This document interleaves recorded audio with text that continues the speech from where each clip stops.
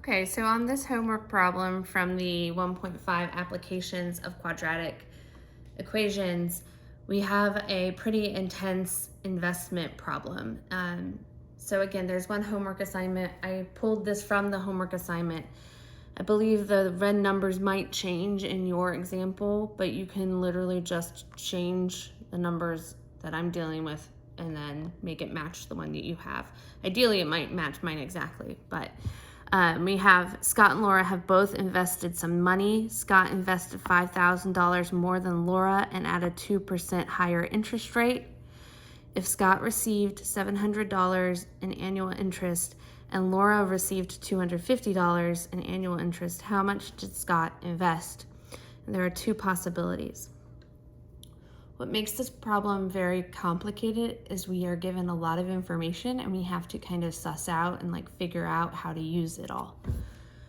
One of the big pieces of information we have is that we have the idea that Scott's rate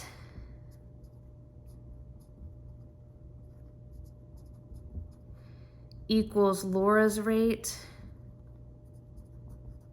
plus 2%, so that's going to be 0.02. So this is one equation we're going to use to solve this. Okay, Scott's rate equals Laura's rate plus 2% because his is 2% higher than her rate. But then the question becomes, how do we figure out the rate for each of these because we're missing some information? So it kind of relates to the fact that I equals PRT. Interest equals the principal times the rate times the time. In this case, our time is equal to 1 year because they say annual interest. So essentially we have here that I is equal to the principal times the rate. But we know how much interest was earned, so we know how much I is for each of them.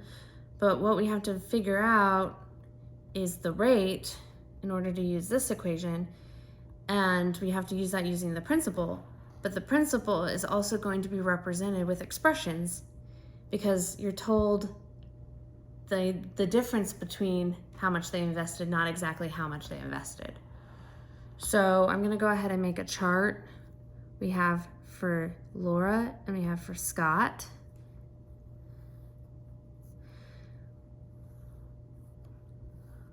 We have the interest that they earned, which we know for Laura was $250. And for Scott, it's $700. Okay. Their principal, how much money they're investing is, we're told that Scott invested $5,000 more than Laura. So if we say Laura's value is unknown, that's our X, then how much Scott invested is equal to X plus 5,000. Okay, so see, we have this expression. Now we're going to use these two pieces of information to figure out our rate, because if interest equals principal times rate, we saw examples where we solve for a different variable. If I wanted to solve this for rate, I would divide both sides by the principal. Okay, so that means that we get rate equals interest divided by the principal. So Laura's rate is going to be equal to the interest that she earns, which is $250, divided by X. And Scott's rate is going to be his interest earned, $700, divided by X plus 5,000. And so we can plug this information here into this equation. So I'm going to flip over and keep working. So we have Scott's rate equals Laura's rate plus 0.02.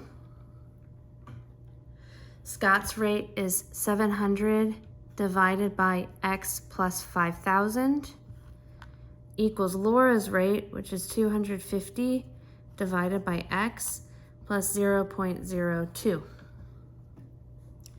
This is a rational equation. To solve or to clear out the fractions, this goes back to 1.1. We want to multiply this entire equation by their least common denominator. The least common denominator, we have a denominator that is x, and we have a denominator that is x plus 5,000. So our LCD here is going to be x times x plus 5,000. Okay, so, oh no, I lost my little eraser thing. I'm trying to make this look a little bit nicer. X times x plus 5,000.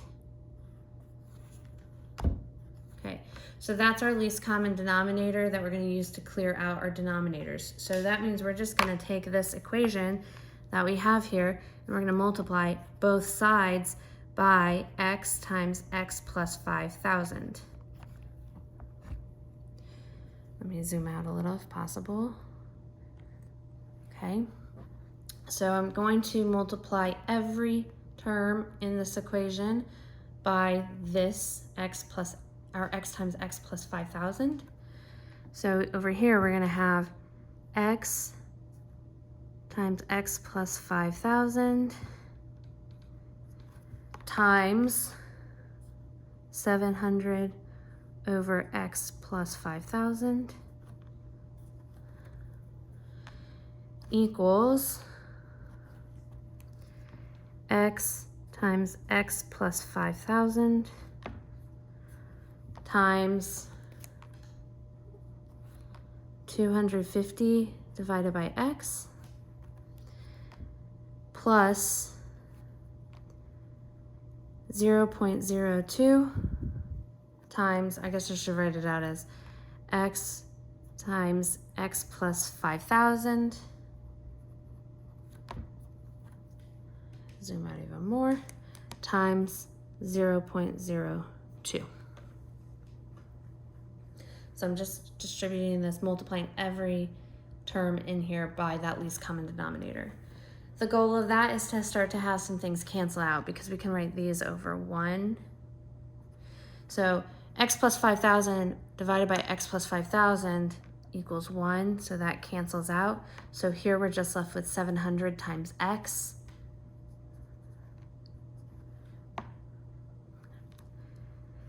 equals, in this case, x divided by x equals 1. So we're left with x plus 5,000 times 250. And then here, we can multiply this. Nothing cancels because this isn't, it's not written in the form of a fraction, right? So I have 0.02 times x plus 5,000. So I could distribute this first, which gives me, and I'm gonna work on the side, that's gonna give me x squared plus 5,000. And then we're gonna multiply that by 0.02, which, so that will be multiplied by 0.02. Okay, I'll write down that step. So we have x squared plus 5,000 x, this entire thing times 0.02.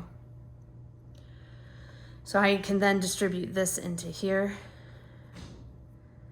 and I can distribute this into here, just kind of cleaning up the equation. We have 700x equals 250x plus, I'm gonna use my calculator, so it's 250 times 5,000. That's a big number. 1,250,000. Okay. Plus 0.02x squared plus 0.02 times 5,000x, which gives me 100x. So I'm gonna rewrite this side and start combining like terms on this side. Then we'll move this 700x over so we get this in standard form. But I think it's important to start doing some cleanup first. We have 700x equals 0.02x squared. 250x plus 100x gives me 350x. So we took care of those, combine those, plus 1,250,000 as my constant. Now I can subtract 700 from both sides, 700x from both sides, which gives me 0 equals 0.02x squared. That's going to give me negative 350x plus 1,250,000.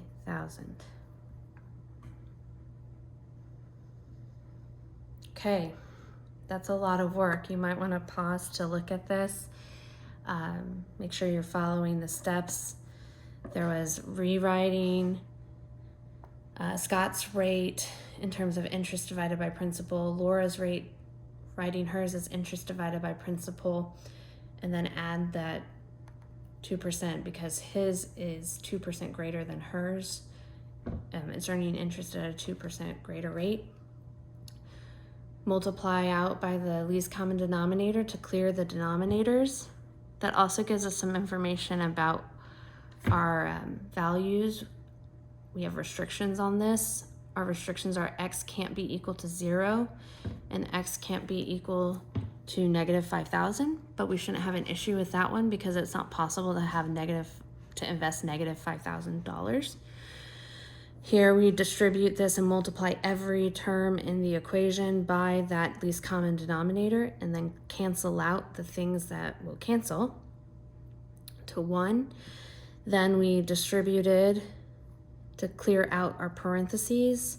Then we combined like terms and rewrote it to clean it up. And now we have a quadratic formula or quadratic equation written in standard form. So from there, we can take this and we can use the quadratic formula on it. I recommend using the quadratic formula on it because I can't factor. I mean, I guess I probably could factor this. I could multiply 0.02 times 1,250,000 and then get the value of that and then figure out the factors of that. I could do that because we will get real answers, but that might not be the best way to go about it. Quadratic formula is kind of a go-to. It will definitely work. So I'm gonna erase this work here and so I have enough room, So I have enough room to work and show the, just show the quadratic equation, the quadratic formula.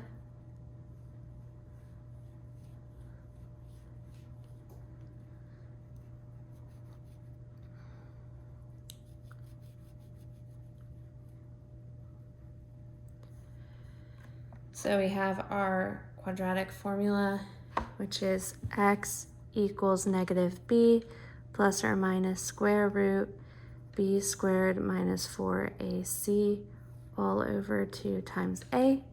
In this case, my a is 0.02 and my b is negative 350 and my c is 1,250,000. Not like we're dealing with big numbers or anything. All right, negative b, so that's going to be negative 350 plus or minus the square root of b squared, so negative 350 squared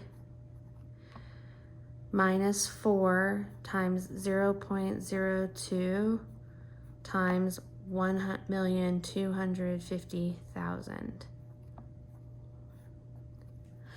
all over 2 times A, which is 0.02. That will clean up a bit. Okay, we can, let's do negative 350 is just positive 350, plus or minus. We have negative 350 squared, which gives us the square root of 122,500 minus 4 times 0.02 times 1,250,000, which gives me 100,000, all over 2 times 0.02, which gives me 0.04. So this right here, I'm going to subtract that. So I have 350 plus or minus the square root 122,500 minus 100,000 is just going to leave us with 22,500 over 0.04. At this point, I would recommend breaking it up into the 2 pieces and just solving it this way. You can use your calculator to do it, but make sure you put your numerator in parentheses. So essentially you start with parentheses and type 350 plus the square root of 22,500. Close the parentheses for the square root, close the parentheses for the numerator, and then divide by 0.04. So when you do that, let me do that right now. Clear out my thing. I have 350 plus the square root of 22,500, close parentheses. Oh no. No. Okay, hold on. I have to re-input it. Plus the square root. So 350 plus the square root of 22,500, close the parentheses of the square root, close the parentheses of the numerator, then divide that by 0.04. And I get that x equals 12,500. So that's one possibility. That's for the 350 plus square root of 22,000. I don't know how much more. That's for the plus part of this. So for the x equals 350 plus square root of 22,500 over 0.04, we get this, okay?